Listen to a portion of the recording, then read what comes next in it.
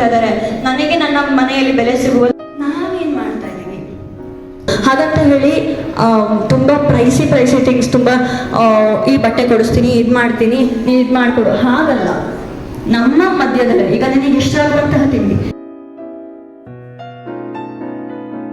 ಇದು ಗೆಲುವಿಗಾಗಿ ಅಲ್ಲ,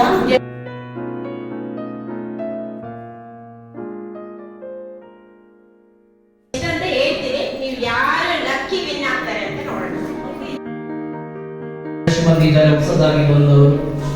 ಓಕೆ, ಕೈ ನಾವು ಚಪ್ಪಾಳೆ ಕೊಡಿ. ವೆಲ್ಕಮ್.